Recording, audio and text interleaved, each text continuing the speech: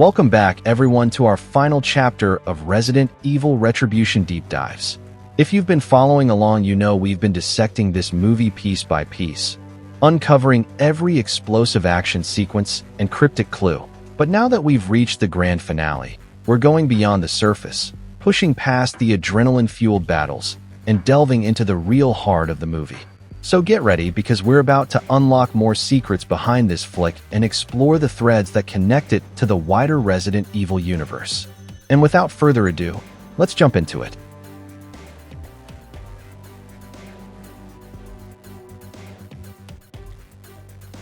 The movie initially left the mastermind behind the environmental simulations and Alice's imprisonment a mystery. With Wesker now a rogue agent, a new antagonist was needed to control Umbrella. In the later stages of script development, the Red Queen was ultimately chosen to fill this role. This decision provided a clear explanation for the Umbrella soldiers' behavior and their allegiance, as well as Wesker's apparent betrayal. The close-up shots of bones cracking during the climactic fight scene are a deliberate nod to the X-ray attack feature found in the video game Mortal Kombat 9. This visual reference is also an inside joke, as Paul W.S. Anderson, who directed Retribution, also directed the original Mortal Kombat film. By incorporating this distinct visual style from Mortal Kombat, Anderson pays homage to his previous work and creates a visual link between the two franchises. The two supporting members of Leon's rescue team are named Sergei Vladimir, played by Robin Kazyanov, and Tony Rosado, portrayed by Afilio Portillo. Sergei Vladimir is a nod to a character from the game Resident Evil: The Umbrella Chronicles, but with a significant difference. In the game, Sergei was a high-ranking Umbrella officer and Wesker's adversary, not a mercenary. Tony Rosado, on the other hand, is not a canonical game character, but his name may be in homage to Tony Rosado, the voice actor who played Dario in Resident Evil 3 Nemesis. An earlier draft of the script featured a plotline where the entire elite team that infiltrated the Hive in the first Resident Evil film were revealed to be clones. This would have provided a clearer explanation for the return of characters like Rain and Shade. While this subplot was ultimately removed from the final film, a subtle hint remains. Ada Wong informs Alice that Umbrella uses 50 basic clone models, altering their memories and circumstances. Alice herself is revealed to be one of these 50 prototypes. This detail hints at Alice's origins and past, which are fully explored in the following sequel, Resident Evil: The Final Chapter. When Ada explains the nature of Umbrella's clones to Alice in the suburban setting, she mentions that they can even be a soldier for Umbrella. This line subtly foreshadows Alice herself being a clone and, in essence, was a soldier for Umbrella. Initially, the script planned to have Kaplan and the female medic from the first film's Hive infiltration team as members of Jill Valentine's squad.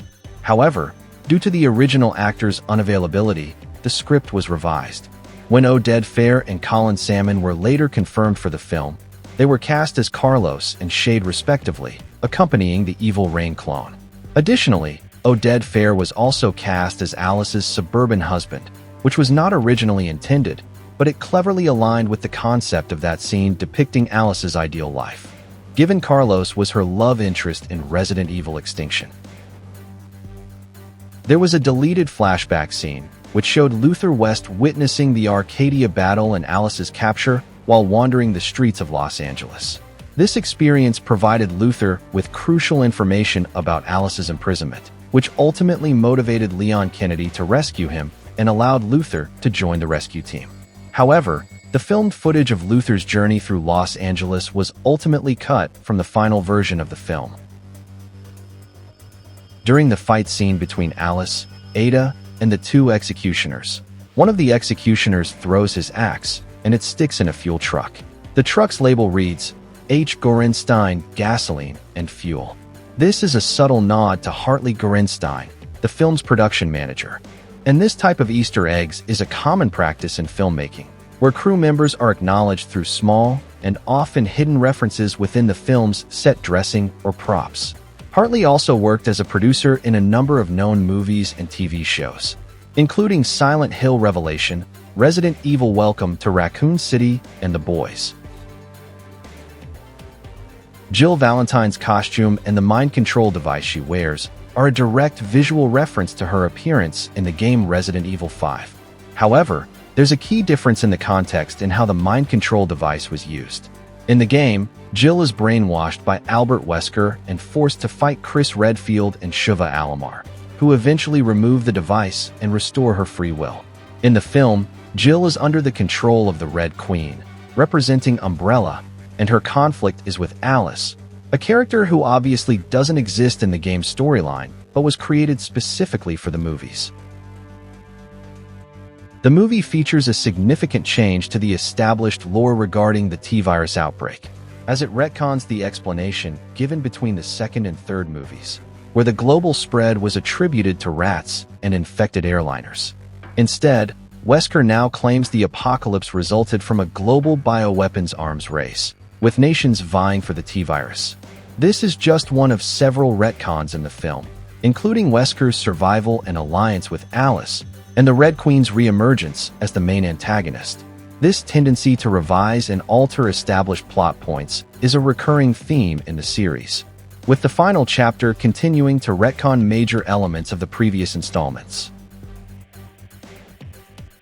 And that wraps up our deep dive into some of the wildest and most fun facts about Resident Evil Retribution.